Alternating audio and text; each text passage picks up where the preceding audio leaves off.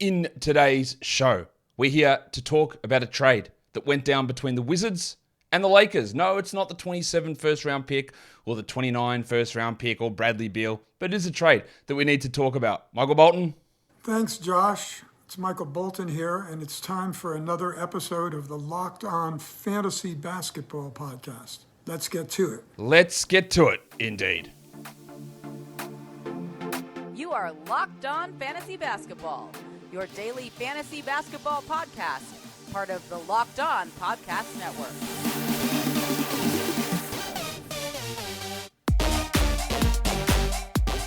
Hello and welcome to the Locked On Fantasy Basketball Podcast, brought to you by Basketball Monster. My name is Josh Lloyd and I am the lead fantasy analyst at basketballmonster.com, and you can find me on Twitter as always at redrock_Beeble, on TikTok at redrock_Beeble, and on Instagram at Locked On Fantasy Basketball. Today's episode is brought to you by FanDuel Sportsbook, official sportsbook of Locked On. Make every moment more. Visit fanduel.com/lockedon today to get started. Thank you for making Locked On Fantasy Basketball your first listen every day. We are free and available on all platforms. So a trade went down a couple of hours ago. I think it was a couple of hours ago. Yeah, about 2 hours ago. It was organized, agreed upon, done, I guess. I don't know why I'm trying to find these words that don't exist. But anyway, it is done. A trade has happened again between them. I'm surprised the Lakers wanted to go back to dealing with the Wizards after the Westbrook fiasco, but here we are. And the details of the trade, Warnie, I'll let you introduce it. Let's get it on, Gilly. All right, it doesn't involve Anthony Gill, unfortunately. But it does involve some deals on some players from these two teams with Rui Hachimura. It felt like the writing was on the wall a little bit when Hachimura was asked after the last game, hey, have you requested a trade? Are you going to get traded? And he's like, I don't know. Yeah, maybe, yeah. Like, okay, mate. Clearly things weren't going particularly well there with Rui and the Wizards, and he has headed off to the Lakers in exchange for Kendrick Nunn and 3 second-round picks. There's a lot to break down from the actual real-life perspective, not necessarily how they fit, but I'll do that now, then we'll get into the fantasy stuff. This should show you how little the Wizards value Rui Hachimura, to be honest, or what they perceived him to be. It was a bad pick at the time, I thought. I think he's been highly overrated his entire career. Seems like a good bloke, but being overrated. But the fact that you're getting actually nothing back at all. Yes, 3 second rounders. Okay, cool. No worries. And Kendrick Nunn, like, not a good player. Should tell you that there is no value there in Rui Hachimura whatsoever. So, yeah, he had a really good game. Last game, Rui scored 30 points. That's really solid. This is, it's not a strong return at all. It's basically nothing. The second rounders are basically nothing. So Hachimura's gone. I guess they're off the hook in terms of paying him, but you know what they also could have done? Just not paid him. You didn't necessarily have to get these guys back. Not that it impacts them much. I guess getting 3 second rounders instead of nothing is a benefit. Nunn, I believe, is a free agent after this season anyway, so he's gone. So realistically, it's Hachimura for 3 seconds. Not a big haul, but again, that's what Hachimura's value is. So if we talk about it from the Lakers' perspective, I've criticized the Lakers a lot this season for not having any forward-sized players outside of Davis and LeBron when Davis is a center. And they got one. They got a forward-sized player. So that's a positive. The problem, again, that I have with the way that they've tried to build this roster is that Rui does nothing apart from score and needs the ball and needs usage. And he's not a good volume three-point shooter. He can't do anything else. So it's like getting tall Dennis Schroeder or tall Lonnie Walker. It's the same player. Like, Lonnie Walker needs the ball, and he's not a high volume or particularly overall efficient shooter. And Hachimura is just the same, but bigger. It, again, I don't think makes sense next to LeBron and Davis and with Westbrook in the mix. It doesn't, he's taller. That is a positive. But is it the sort of player that you need? Is he a 3-and-D guy? No. Can he move the ball? Not really. Does he have tunnel vision? Absolutely. Does he thrive when he gets given the ball in big usage situations? Well, he doesn't thrive, but he does okay. Is he going to get those situations? No. So I don't really get it from that perspective. The perspective of you giving up really nothing to get him is totally okay. Kendrick Nunn, useless. Those seconds, whatever. They're okay. They're not that important. That's okay. And taking the fly. But I think it's still, to me, it just, again, he is an improvement, I think, on the value of, but even like a Troy Brown. I think Troy Brown does more for what this team needs than what a Rui Hachimura does. And Austin Reeves does more than what a Rui Hachimura does. But it still, to me, I look at the Lakers and go, do you still not know what you need? Do you not know what sort of play? Again, give him a check. You got a bigger person. That's a win. You got a forward. They're not easy to come by. That is good. but it's still not the sort of player that really makes sense around this roster, I don't believe. But we're going to find out, aren't we? So I'd like to know what your thoughts on the trader. First of all, like, do you think it's a huge win for the Lakers? You can't possibly think it's a win for the Wizards, but is it neutral? Like, how do you think this goes in terms of the value of the deal and how these players are going to play out in their new locations? We'll get to the fantasy aspect of it in just 1 second, but today's episode is brought to you by FanDuel. The NFL playoffs are here, and we're really excited about our new sports betting partner for Locked On because they're the number one sportsbook in America, FanDuel. And if you're new to FanDuel, that's even better. They have so many great features that make betting on sports fun and easy. New customers, join today to get started with $150 in free bets guaranteed when you place your first $5 bet. Just sign up at FanDuel.com/Locked On. FanDuel has all your favorite bets from the money line to point spreads and player props. Plus, you can even combine your bets for a chance at a bigger payout with the same game parlay. If we look at the AFC and NFC championship games, the Eagles are 2.5-point favorites over on FanDuel ahead of the Niners. Well, it's a very close one between the Chiefs and Bengals. 1.5-point favorites the Chiefs are, which is pretty interesting given that most times we see home favorites get a 3-point edge. And so they're thinking the Bengals on a neutral field would win. All right, there's some interesting odds available there over on FanDuel. It's all on an app that's safe and secure and super easy to use. So, sports fans, don't miss out. Place your first $5 bet to get $150 in free bets, win or lose, at FanDuel.com/LockedOn. Make every moment more with FanDuel, official sportsbook partner of the NFL. And don't forget to gamble responsibly. So let's look at how this impacts the Los Angeles Lakers from a fantasy perspective. Okay, the number one question you're all going to be asking is, is Rui Hachimura an ad? And again, am I a notorious Rui hater? I don't think I'm a Rui hater, but I'm also not a Rui believer. So you just place me somewhere in the middle there. You can take a flyer on Rui Hachimura. If you are a member at Basketball Monster, I've updated all the projections. And let me just say, it doesn't come out particularly favorable for Hachimura. But again, there is a level of bias there with me because I look at their roster and go, is Rui guaranteed 31 minutes a night? I don't think so. Like, maybe he starts, but we are going to get Davis coming back, Reeves coming back, Walker coming back, all probably within the next week. And Reeves and Walker are going to play. Yes, Toscano Anderson's 6 minutes a night are gone. Troy Brown's 32 minutes aren't going to last. And Hachimura probably does start next to Davis and LeBron with, say, Walker and Schroeder. But that leaves Reeves and Beverly still in that mix to get minutes. And Brown, I think, has done enough. So is Hachimura a walk-up 30-minute-a-night player? I don't believe so. And the other thing that I think is pretty clear is that going to the Lakers, his usage will drop. And what is the one thing we say about Rui? In order to have value, he needs usage. So minutes will offset that a little bit. He was still playing 25 minutes a night, though, for the Wizards. He wasn't playing 17 minutes a night and going up to 28. He was playing 25 minutes a night. And the 22-23 usage, I think, probably comes down to 20. Because, yes, there was Beal and Porzingis and Kuzma, but that's a different animal versus LeBron, Davis, and Westbrook. And Schroeder needing the ball. And Walker having no use unless he has the ball.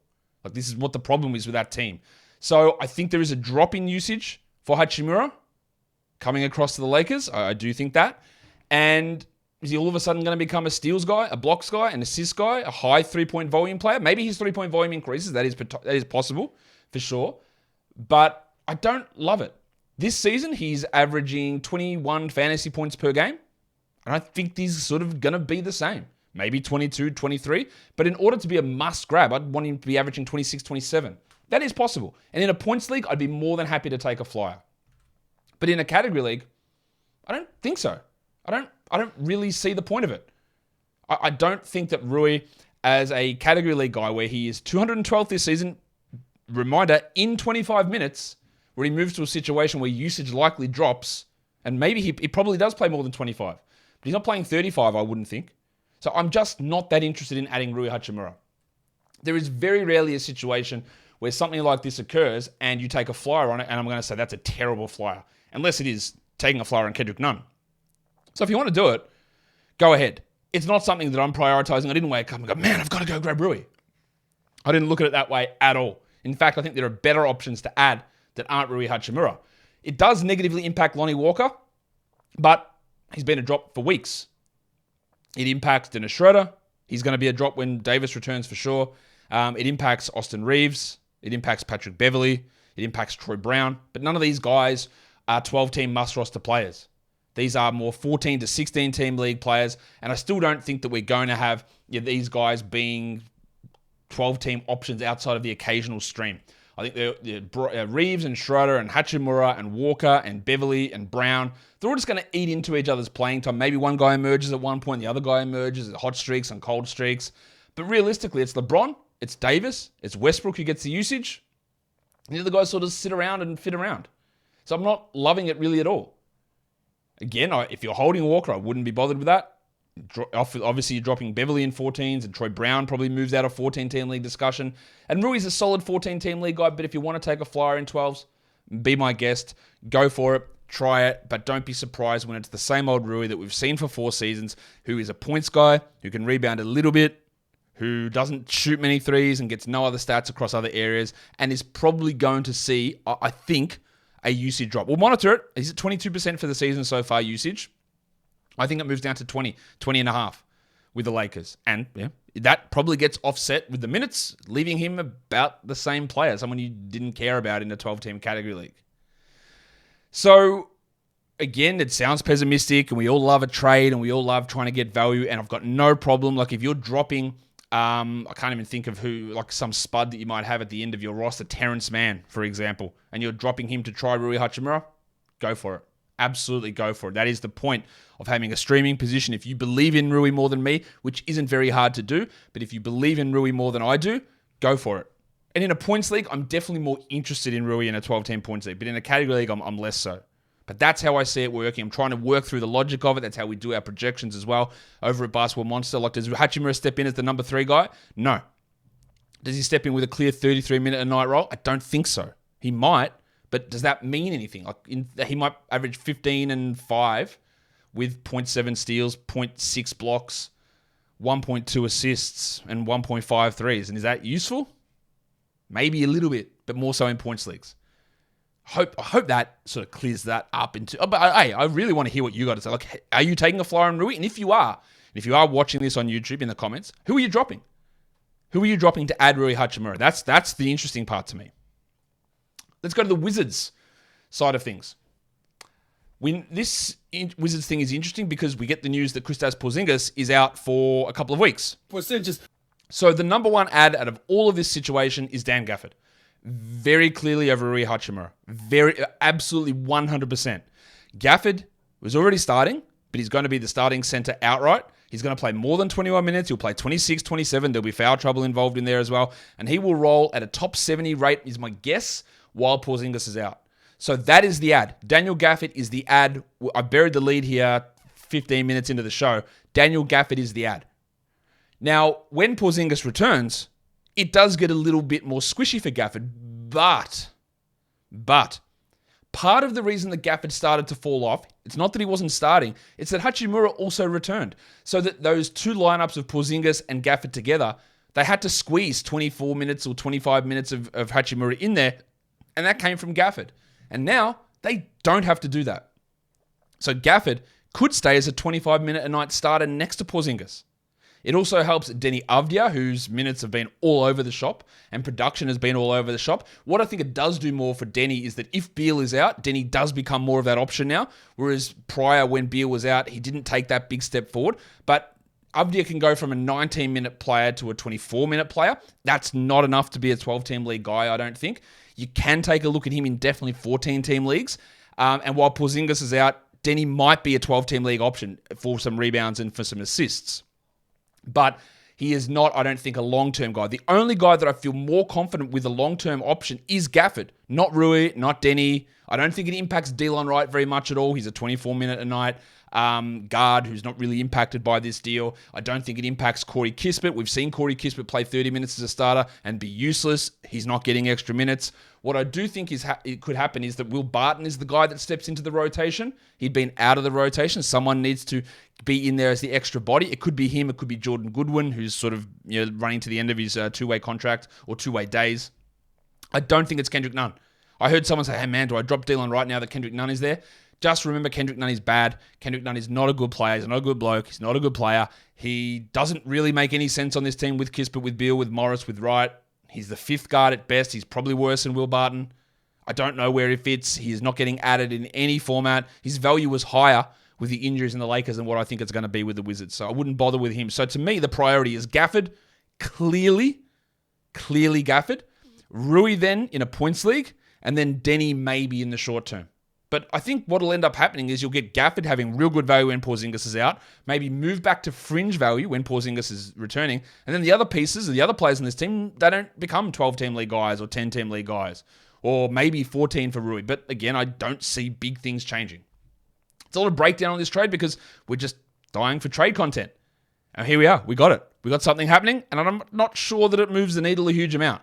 So let me know your thoughts on the trade down below in the comments. Tweet them at me as well. Tell me what you're doing in this situation. Really interested to see if people are adding and who they are dropping to make that add. Guys, follow this podcast on Apple Podcasts, Google Podcasts, Stitcher, Spotify, and on the Odyssey app. And if you're here on YouTube, please thumb it up and leave your comments down below. Guys, we are done here. Thank you so much for listening, everyone. See ya.